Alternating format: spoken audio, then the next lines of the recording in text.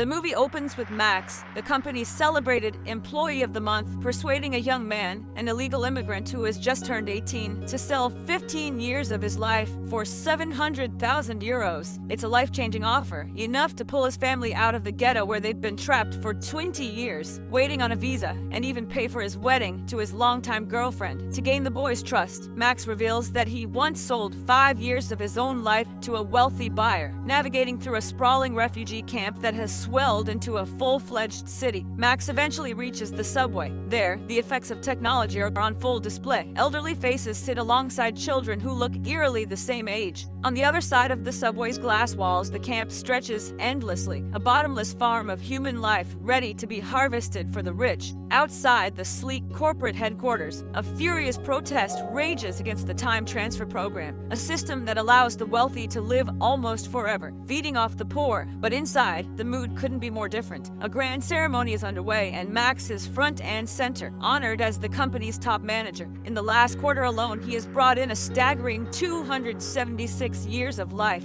Following him on stage is Sophie Tyson, the founder of Ion and the brilliant mind behind the time transfer technology. She proudly announces that Ion's services, once reserved for 10,000 elite clients, will now extend to Nobel Prize winners through a newly created fund. Meanwhile, at a private Ion clinic, the first wave of scholars and dignitaries undergo adaptation procedures to receive their borrowed time. But the celebration is shattered when a hospital worker pulls a gun and shoots a woman in the head without warning. He storms through the clinic, methodically killing everyone who has received transfer time, sparing only their family members. Before disappearing, he leaves a chilling mark, the symbol of ADAM, a radical group fighting against the technology. Kaya, Sophie Tyson's personal bodyguard, reports the massacre immediately. In response, Ion hires a new head of security, Novak, a former cop known for his tough, no-nonsense approach. As the company scrambles to tighten its defenses, Max and his wife Ellen are lost in their own world, dreaming of a bright, carefree future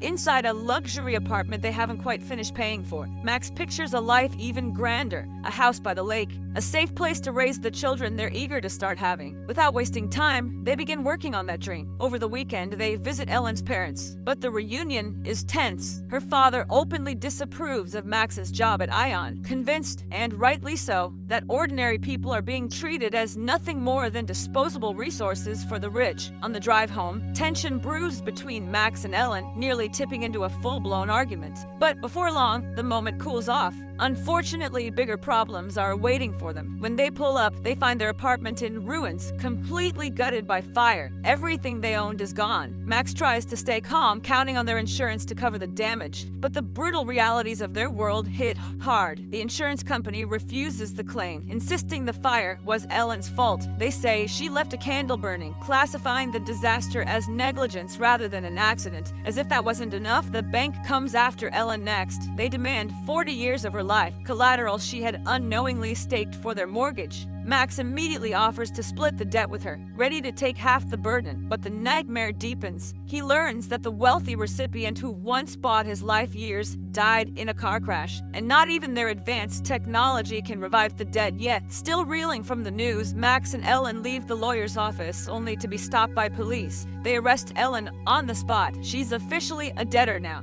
Desperate, Max rushes to Sophie Tyson, pleading for a €3 million advance to pay off Ellen's debt. Sophie, ever composed, promises to help her star employee, but soon after, she heads into a board meeting where the atmosphere is far from sympathetic. Surrounded by young, vibrant executives, Sophie looks every bit the aging outcast. The new generation of leadership doesn't care about the technology's promise, only the profits it brings. The day of Ellen's forced debt collection arrives. Max and his lawyer head to the Ion clinic, determined to stop it, but security blocks Max from seeing her. Spotting a door left slightly ajar, he bolts through it, only to be tackled and restrained by Kai. Dragged back to the waiting room, Max is helpless as Ellen is prepped for the transfer.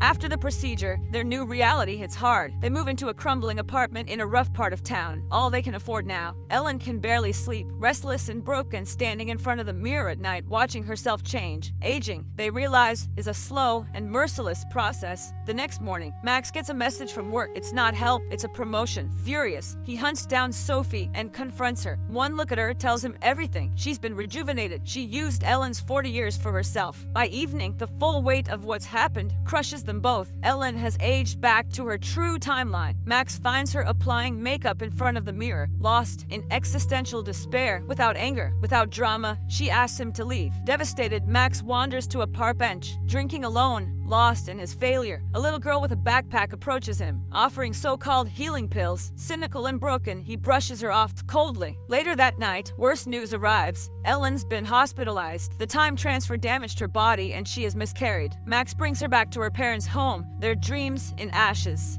Quietly, he starts piecing together a desperate plan. He notices the little girl from the park again, still selling pills. Watching her closely, Max realizes the signs. She's been through illegal rejuvenation. Underground contacts could be their only way out now. After gathering the information he needs, Max taps into the last of his contacts and drains his savings, buying forged documents and a pistol. As he sets his plan into motion, TV broadcasts fill the background, reporting on the leader of the Atom Group, the voice exposing Ion's corruption and greed to the world. Not long after, Max spots an opportunity. Sophie Tyson's convoy heads to a cemetery. Strangely, she leaves her bodyguards behind and walks in alone. Max doesn't waste a second. Parking his car out of sight, he scales the cemetery fence, moving quickly through the tombstones. Near a central grave, he finds her Achanes, Sophie, now so rejuvenated that Max hesitates for a brief stunned moment. Sophie cries out for help, but no one's around to hear her. A short struggle ends with Max stunning her with a taser. Before disappearing, he leaves the ADAM symbol scrawled on the tombstone, a pointed message, then carries Sophie away. Max picks up Ellen next, urging her to trust him. He has a real plan. They drive far outside the city to an abandoned garage. Inside, Max shows her the unconscious Sophie, tied and helpless. His idea is risky but clear. Take Sophie to Lithuania and find an underground doctor who can recover the stolen years. Meanwhile, back in the city, Kaya and Novak launch the investigation. The former cop knows how to hunt people, and Max has left few traces. Still, their search starts closing in. Tension rises between Max and Ellen. They argue over the morality of stealing Sophie's time back, wrestling with what's right and wrong. But there's no time for hesitation. Sophie's private security forces are already moving in, ready to earn their massive paycheck. They approach the garage carefully, tossing in a flashbang to disorient anyone inside. But when they storm the building, they find nothing, just a lit-up car left behind as bait.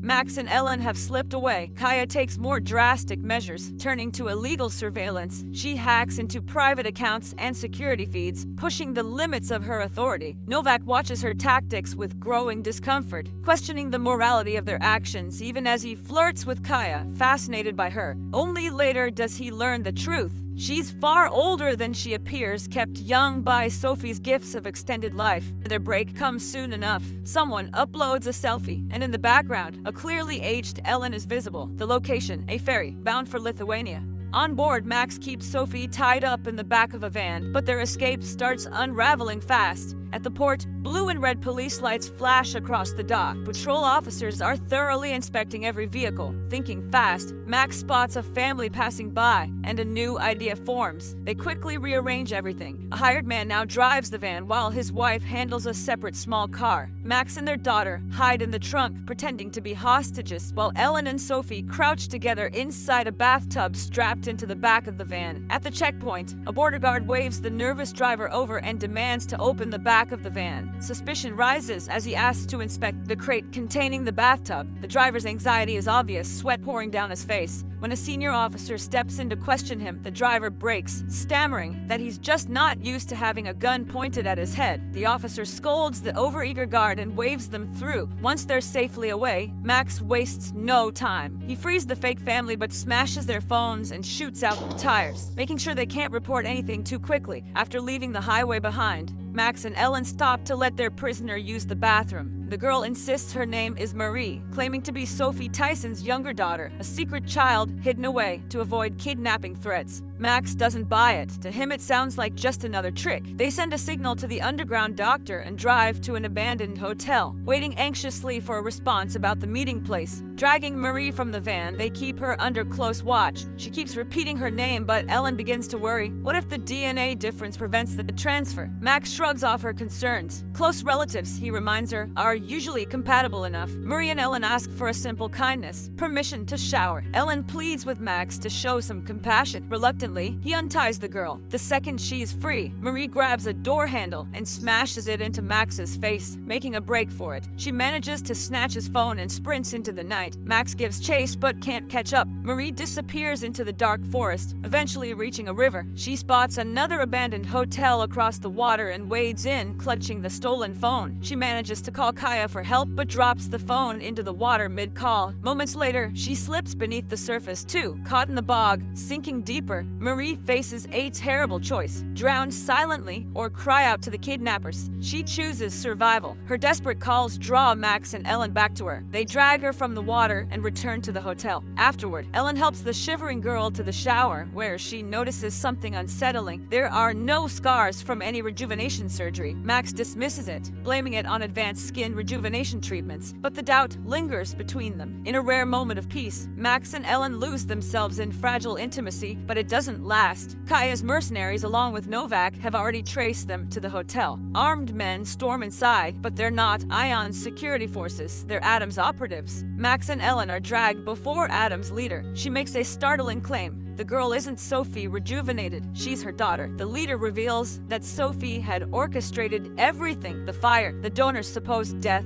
all part of a plan to frame Ellen and steal her years. Finding a compatible donor for Sophie's rare DNA was nearly impossible. Despite her hatred for Aeon, the leader doesn't approve of taking stolen years from Marie. Instead, she offers Ellen a loaded gun, suggesting a grim alternative: kill the girl, whose life had been valued less. Ellen hesitates, heart pounding, but eventually places the gun back down without pulling the trigger. The terrorists immediately move to their next phase. They lead Max downstairs into the depths of the building. Ion's forces are closing in, but Adam has a plan. Max must lure Sophie into the building alone. Their mole inside Ion has already made sure she's on her way. When the soldiers arrive, Max steps out into the open, dozens of rifles locking on to him. Calmly, he demands to see Sophie in person. After a tense pause, she steps down from her armored truck. Max persuades her that he and Ellen are only after justice, that no one needs to get hurt. But for proof that Marie is still alive, Sophie must enter the building alone. She agrees, starting forward carefully. As she walks, Kaya grows suspicious. She asks Max how he even knew Sophie would be here. Max has no answer. The truth clicks instantly for Kaya. It's a setup. The ADAM leader signals their mole to act. Novak draws his weapon and fires, hitting Sophie. Kaya reacts with brutal speed, shooting Novak down. A storm of gunfire erupts as AB's operatives open fire, trying to finish the job. Ion soldiers scramble, dragging the wounded Sophie to safety while returning fire. Amid the chaos, Max slips back inside, desperate to find Ellen. Racing through the halls, he finally spots her with Marie, and together they sprint toward the garage. Max fights with the ignition, fumbling to start the car. In a shocking turn, Marie pulls a hidden gun and points it at Ellen, then pulls the trigger. Nothing happens. The gun isn't loaded. Furious, Ellen lashes out, knocking Marie unconscious. They tie her up, shove her into the back seat, and peel out of the garage, racing toward the underground doctor's meeting point. Time is running out. If they miss the window, he'll be gone for good. During the drive, tensions boil over. Max's anger fades into guilt. He realizes that Marie is innocent. Taking her life would make them no better than the ones who wronged them. But Ellen, who has endured betrayal, loss, and near death, feels differently now. She wants her life back, no matter the cost. Their fight turns vicious.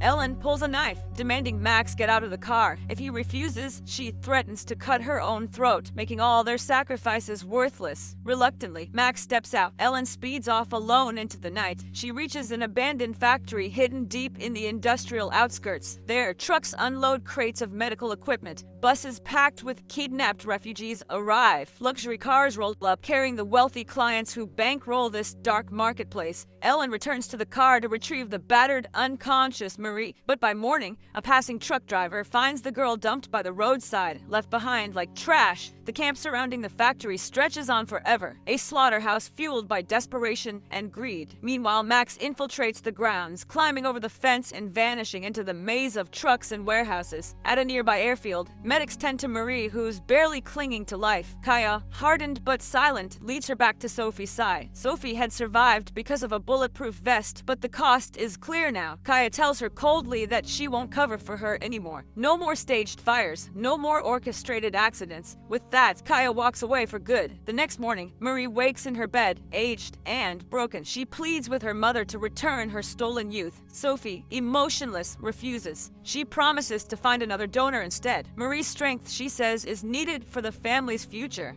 Sometime later, on a quiet beach, Max stands alone, staring at the endless waves. Near the shore, a visibly pregnant Ellen meets a new boyfriend, starting a fresh chapter of her life. She glances back, spotting Max watching from a distance. Their eyes meet for a heartbeat. Then, Max turns away, walking toward a waiting convoy. He climbs into a car marked with a symbol stitched onto his mask, the symbol of ADAM.